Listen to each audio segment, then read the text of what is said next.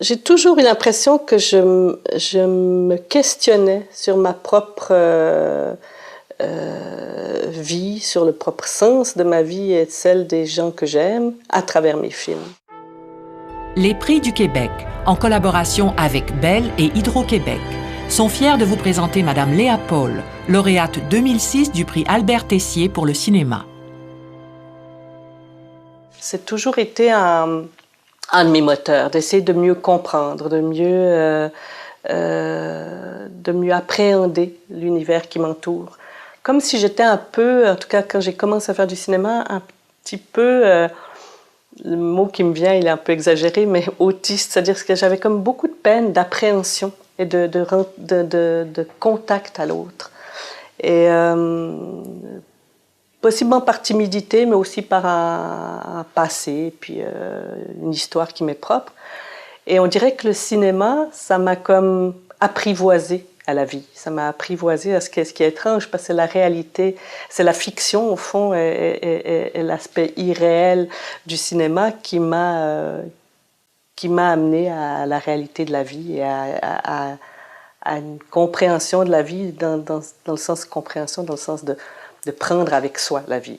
Pour moi, les moments de transition, ces personnages qui sont entre deux moments de leur vie ou de passage en transit, j'ai toujours l'impression que c'est dans ces moments-là qu'on avance le plus dans nos vies. C'est quand on est en déséquilibre, quand il y a quelque chose qui sort d'un univers de stabilité, de confort. Et moi, mon but dans l'existence, c'est d'avancer, de progresser, de devenir une meilleure personne, de grandir. Donc, je pense que je me suis trouvée plus d'une fois dans des situations d'instabilité. Et c'est ces personnages-là qui m'intéressent dans la vie aussi. C'est des personnages souvent borderline ou en état de crise ou qui sont dans une démarche, dans un mouvement.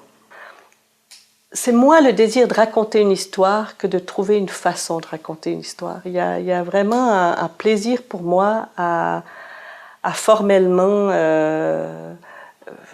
à faire de la recherche au niveau de comment on peut, en cinéma, par les images, par le cadrage, par le son, communiquer une émotion. Et c'est beaucoup lié à l'émotion, plus qu'à l'histoire, je crois. C'est tellement intrinsèquement lié à ma vie, le cinéma, que j'aurais vraiment l'impression, si je devais arrêter de faire du cinéma, d'être amputée, ou en tout cas d'être vraiment coupée d'une partie essentielle de mon être et de mon expression.